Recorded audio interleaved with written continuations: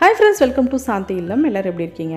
Shanthi Illam சேனல்ல இன்னைக்கு என்ன ரெசிபி பார்க்க போறோம்னு பாத்தீங்கன்னா ஆந்திரா ஸ்பெஷல் புனுகுலு அப்படினு சொல்லிட்டு ஒரு ஈவினிங் ஸ்நாக்ஸ் தாங்க. ரொம்ப டிஃபரண்ட் ஸ்டைல்ல இருக்கும், ரொம்ப டேஸ்டா இருக்கும். குயிக்கா நம்ம வீட்ல இருக்கிற பொருட்களை வச்சு இந்த ரெசிபி வந்து பண்ணிடலாங்க. 2 கப் தோசை மாவு இருந்ததுனா போதும். டக்குனு இமிடியேட்டா நம்ம வந்து குயிக்கா பண்ணிடலாம். நல்லா மொறுமொறுன்னு நல்லா சூப்பரான எம்மியான இந்த ஈவினிங் ஸ்நாக்ஸ் வந்து நம்ம பசங்களுக்கு ஸ்கூல் விட்டு வரும்போது ஈவினிங் ஸ்நாக்ஸா செஞ்சு கொடுக்கிறதுக்கு ரொம்ப சூப்பரா இருக்கும். வாங்க எப்படி பண்றதுன்னு வீடியோக்குள்ள போய் பார்க்கலாம். 2 கப் அளவுக்கு நான் தோசை மாவு வந்து எடுத்துருக்கேங்க. ஆல்ரெடி நம்ம ஒரு நாள் அரைச்ச மாவு அல்லது 2 நாள் அரைச்ச மாவு. அதுக்கு மேலேனா ரொம்ப புளிப்பாகவும் இருக்கக்கூடாது, ரொம்ப புளிப்பு கம்மியாகவும் இருக்கக்கூடாது. ஸோ 2 நாள் நம்ம அரைச்சி வச்ச மாவாக இருந்ததுன்னா ஓகே, அல்லது ஒரு நாள் அரைச்சி வச்ச மாவாக இருந்தால் ஓகே. நம்ம தோசை ஊற்றுற பதத்துக்கு இருக்கும் இல்லையா, அந்த மாதிரி பதத்தில் இருக்கிற மாவு வந்து தேவையான அளவுக்கு எடுத்துக்கோங்க. இந்த ஸ்பூனில் மைதா மாவு வந்து ஒரு 4 ஸ்பூன் அளவுக்கு நான் வந்து சேர்த்துருக்கேன். பச்சரிசி மாவு வந்து 1 ஸ்பூன் அளவுக்கு சேர்த்துருக்காங்க.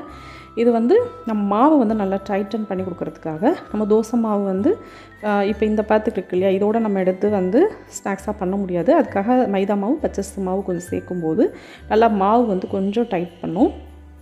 அதுக்காக தான் கொடுத்துருக்கோம். கொஞ்சம் தண்ணியாக இருந்ததுன்னா நீங்கள் கூட மைதா மாவு கூட கொஞ்சம் வந்து ஆட் பண்ணிக்கோங்க. தண்ணி இன்னொன்று ஜாஸ்தியாக தெரியுது மாவில் அப்படின்னு சொன்னால், அதனால் தண்ணி எதுவும் ஆட் பண்ணக்கூடாது.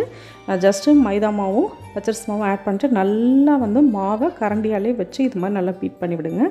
முட்டையெல்லாம் எப்படி பீட் பண்ணுவோம், அது மாதிரி கரண்டியாலேயே நல்லா மாவு வந்து நல்லா ஒரு 10 நிமிஷத்துக்கு இது மாதிரி நல்லா இப்படி கிண்டி விட்டுட்டே இருக்கணும். நல்லா மிக்ஸ் பண்ணிக்கோங்க மாவை.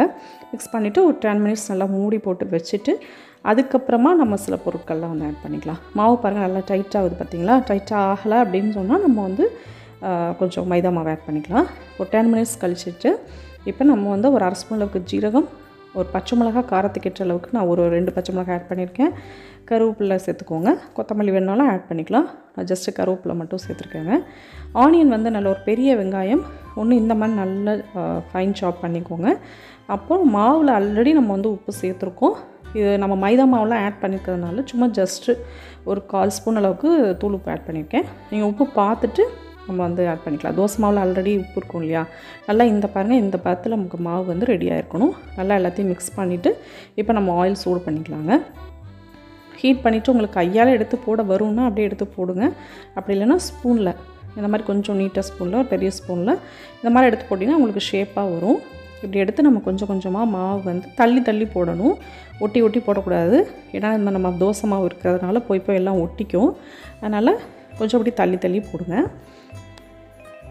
இப்போ நம்ம கொஞ்சம் கொஞ்சமாக எல்லா மாவெல்லாம் எடுத்து கொஞ்சம் கொஞ்சமாக இதில் வந்து நம்ம ஸ்பூன்லேயே எடுத்து எல்லாத்தையும் இது மாதிரி போட்டுக்கலாம். போட்டுட்டு நல்லா வந்து அடுப்பை மீடியம் ஃப்ளேம்லேயே வச்சுக்கோங்க. நல்லா மாவு வந்து கிளம்பி அதுவே வரணும். நீங்கள் கரண்டிலாம் வச்சு திருப்பிலாம் விடக்கூடாது. அதுவே கொஞ்சம் நேரத்தில் மைதா மாவுலாம் ஆட் பண்ணிக்கோ பார்த்தீங்களா, அதனால் அதுவே மேலே வந்து நல்லா நம்ம பணியாரெல்லாம் சுடும்போது எப்படி பண்ணுவோம் அதே மாதிரி. அதனால் நம்மள கரண்டியை போட்டு எடுக்க வேணாம். அதுவே வந்து அதுவே தானாகவே மேலே ஜம்ப் ஆகி வரும். அதை பாருங்கள் நல்லா சூப்பராக மேலே எழும்பி வருது பாருங்களேன். அந்த ஸ்டேஜில் நம்ம அப்படியே திருப்பி விட்டுக்கலாம். அது வரைக்கும் கரண்டியை போட்டுட்டிங்கன்னா எல்லாம் பிச்சுட்டு வந்துடும்.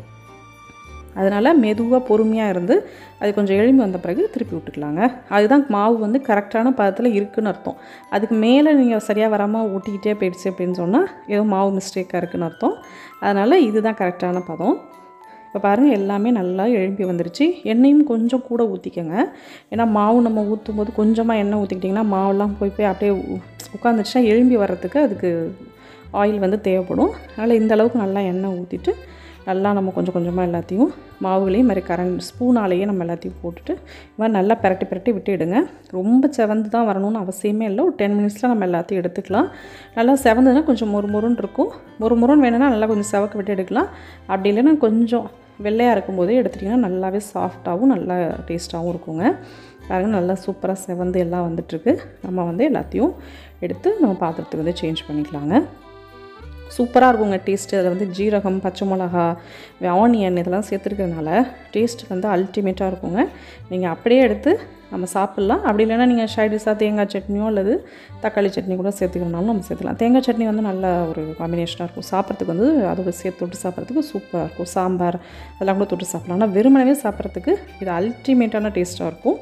டக்குன்னு குயிக்காக எதுவுமே இல்லை, வீட்டில் தோசை மாவு இருக்குன்னா அதை வச்சு நீங்கள் வந்து இந்த ரெசிபி வந்து குயிக்காக பண்ணிடலாங்க. ரொம்ப பெரிய ப்ராசஸ்லாம் இல்லவே இல்லை. ரொம்ப நேரம் அது மாவெல்லாம் ஊற வைக்கணும். ஜஸ்ட்டு 10 மினிட்ஸ் ஊற வச்சிட்டிங்கன்னா போதும். அழகாக சூப்பராக வந்து ரெடி ஆகிடும்.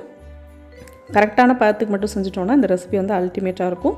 ஸோ அதனால் கண்டிப்பாக வீட்டில் இது செஞ்சு பாருங்கள். இப்போ பாருங்கள், நல்லா உங்களுக்கு உள்ளே பிச்சு காட்டுறேன். எந்த அளவுக்கு மேலே வந்து பாருங்கள் நல்லா மொறுமொறுனும், உள்ளே வந்து நல்லா சாஃப்டாகவும் இருக்குது. சாப்பிட்றதுக்கு வந்து சூப்பராக இருக்குங்க.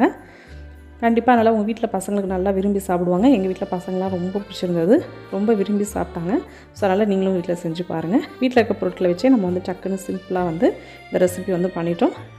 செஞ்சு பார்த்துட்டு அப்படின்னு சொல்லிட்டு எனக்கு கமெண்ட் பண்ணுங்கள். சாந்திலம் சேனலில் நிறைய டிஃப்ரெண்ட்டான ரெசிபீஸ்லாம் நிறைய போட்டிருக்கோம்.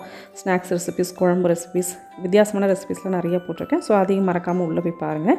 இந்த வீடியோ பிடிச்சிருந்தால் லைக் பண்ணுங்கள், ஷேர் பண்ணுங்கள், கமெண்ட் பண்ணுங்கள். Please subscribe Shanthilam channel. Thanks for வாட்சிங். பாய்.